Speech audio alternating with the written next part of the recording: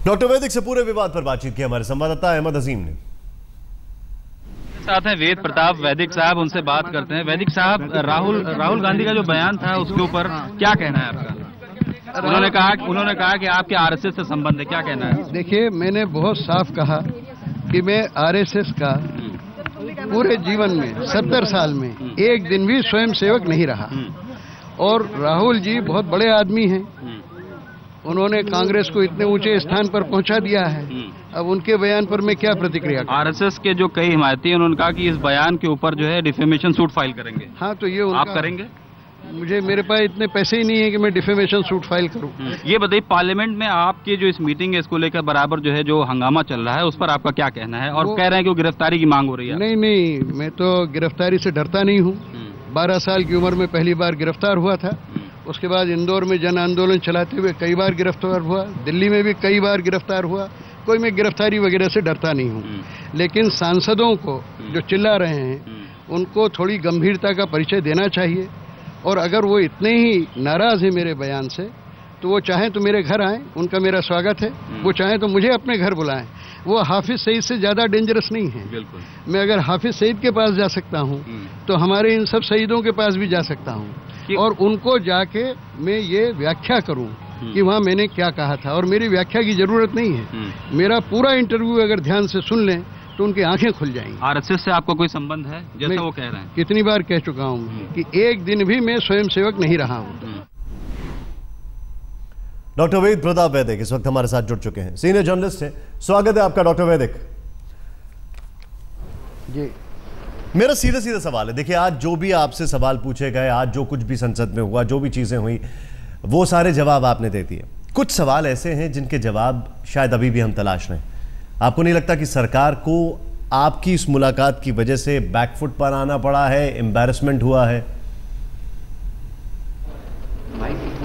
मैं समझता हूं कि सबसे ज्यादा नुकसान कांग्रेस पार्टी अपना कर रही है। कांग्रेस पार्टी अपने दिवालियेपन का पूरा प्रचार कर रही है। उनके पास कोई मुद्दा नहीं है और टेलीविजन चैनल्स पर कुछ न कुछ दिखाई पड़ना चाहिए और अब उनको कोई महत्व मिल नहीं रहा है, इसलिए उन्होंने मुद्दा छेड़ दिया है। ये कोई विवाद का मुद्दा ही नहीं था। एक पत्रकार अपना धर्म निभा रहा है, इसमें कौन सा विवाद की जरूरत है? जबरदस्ती ये कहना कि सरकार ने मुझे भेजा है, कितने शर्म की बात है।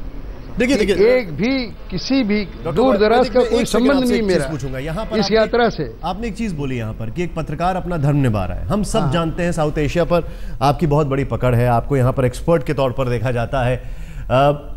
मैं आपसे समझना चाहता हूँ, एक पत्रकार के तौर पर आपने अपना धर्म निभाया, लेकिन आपका कोई आर्टिकल, उस पूरे डिस्कशन का कोई भी इंटरव्यू कहीं पर नहीं छपा। आपके बयान आए उससे पहले आपने खुद एक तस्वीर रिलीज की, ऐसा क्यों? देखिए एक बात सुनिए, बराबर में भास्कर में लेख लिखता हूं हर सप्ताह। जी बिल्कुल। पिछले 3 सप्ताह से शायद 4 सप्ताह से पाकिस्तान पर मैं सीरीज लिख रहा हूं और सिलसिलेवार तारीखवार लिख रहा हूं। पहले दिन जो सेमिनार हुआ उसका विवरण दिया, फिर जो मुलाकातें हुई उनका विवरण दिया। अभी मुझे कम से कम 2-3 सीरीज और लिखना पड़ेंगी और वो जैसे जैसे मेरे हफ्ते का दिन आता है मैं लिखता जाता हूँ।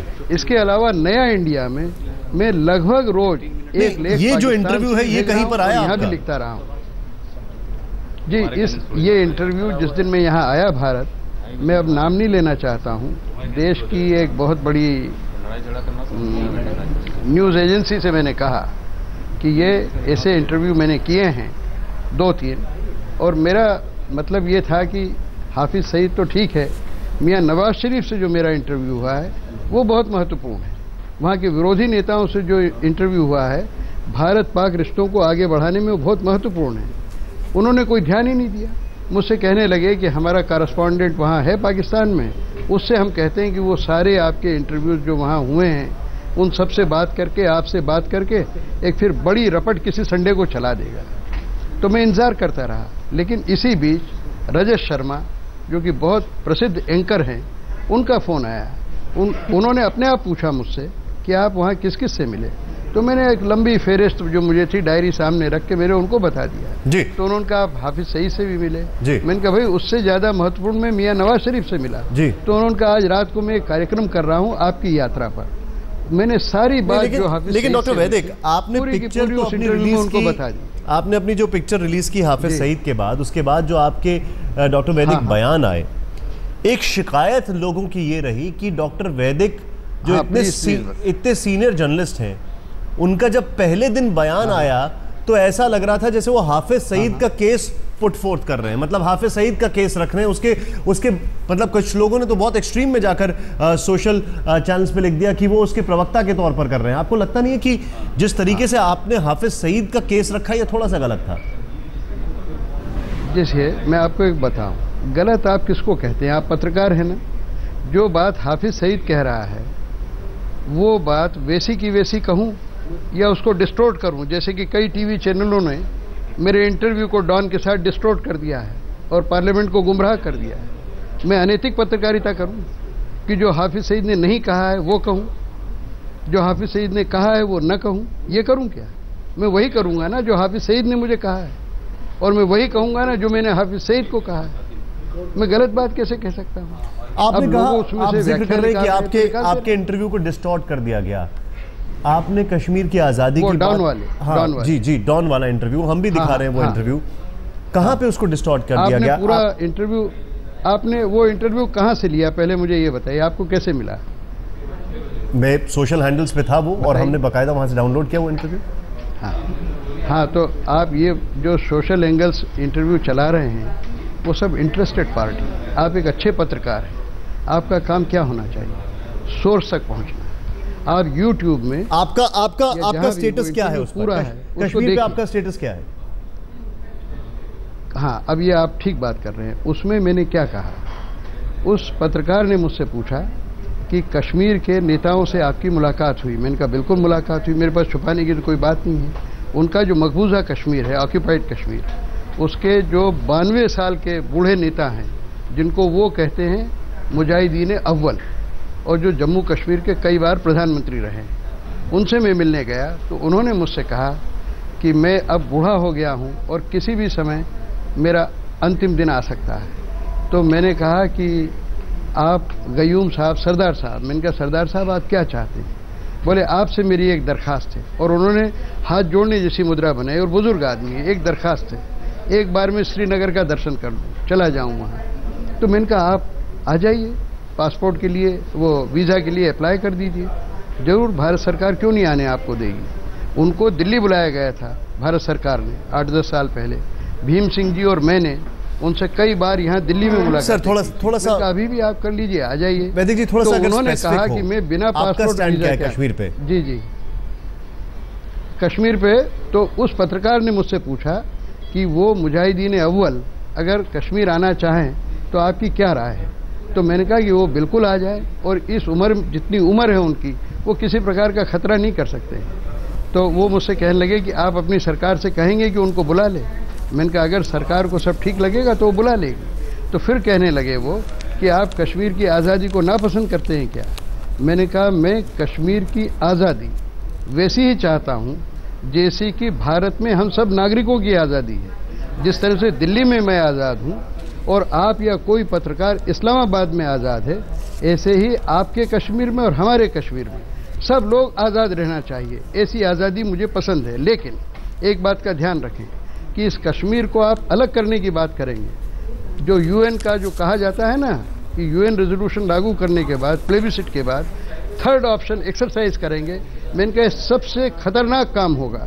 अगर आप दोनों कश्मीरों को मिला के एक अलग राष्ट्र बनाने की बात करेंगे तो सबसे ज्यादा नुकसान आपके कश्मीर को होगा, जी, भारत को होगा, भारत से ज्यादा पाकिस्तान को होगा, ये है आपका स्टैंड, आपको होगा। इसलिए अलग राष्ट्र की बात बिल्कुल नहीं करना चाहिए जी, ये मैंने कहा है। डॉक्टर वैदिक, देखिए जो इंटरव्यू आप लोगों को दिखा रहे हैं, उस इंटरव्यू में आप ये बात दिखा रहे हैं। मैं आपसे ये पूछ रहा हूँ कि जो इंटरव्यू आप लोगों को दिखा रहे हैं उसमें पूरी बात दिखा रहे हैं क्या? आपने अपना नहीं दिखा रहे। चलिए अभी आपने अपना स्टैंड स्पष्ट कर दिया। मैं आपसे एक चीज जानना चाहता हूं, डॉक्टर वैदिक, अव्वल दर्जे का बेईमान है।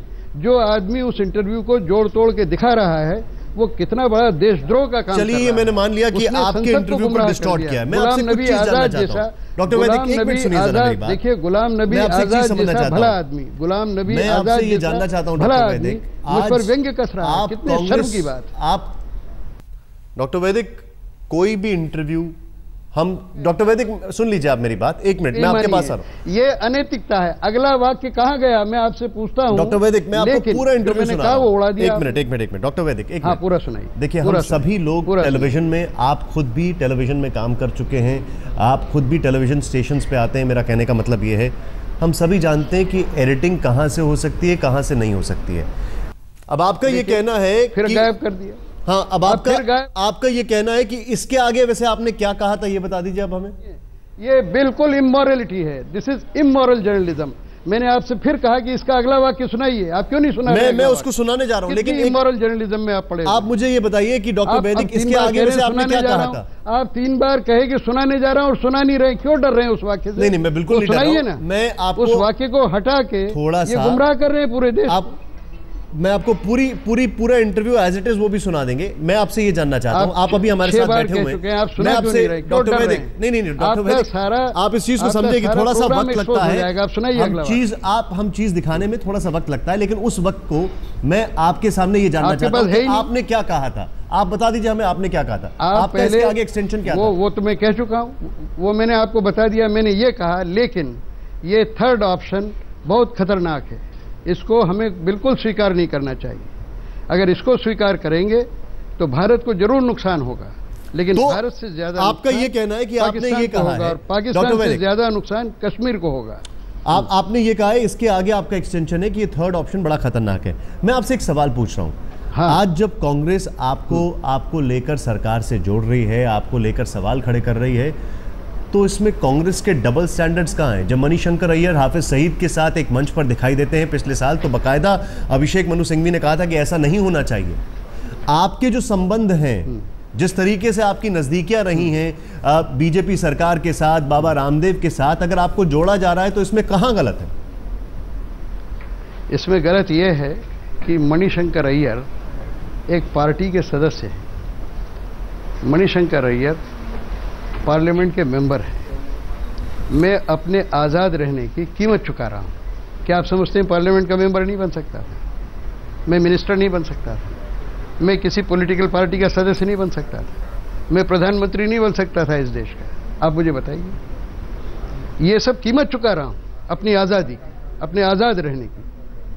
और कांग्रेसी कहते हैं कि मैं बीजेपी से जुड़ा हुआ हूं। तो बात सुनिए, यही कांग्रेसी नरसिंह राव जी के ज़माने में, मैं नाम नहीं बताऊंगा, नाम बताऊंगा तो उनको बहुत लज्जा आने लगेगी, मुझे डेप्यूटी प्राइम मिनिस्टर बोला करते थे। मेरे घर पर ये लाइनें लगाए रखते थे, क्योंकि नरसिंह राव जी मेरे परम मित्र थे। और अब से नहीं, जब मैं पढ़ता था, नौजवान स्कॉलर था, रिसर्च करता था, तब से मेरे मित्र थे। श्रीमती इंदिरा गांधी मुझसे फॉरेन पॉलिसी के मसलों पर अक्सर बातचीत किया करती थी। कई बार उन्होंने मुझसे कहा कि ये बहुत पेचीदा मसला है, ये आप खुद जाएं और इसको हल करें। डॉक्टर वैदिक मैं आपके पास आ रहा हूं।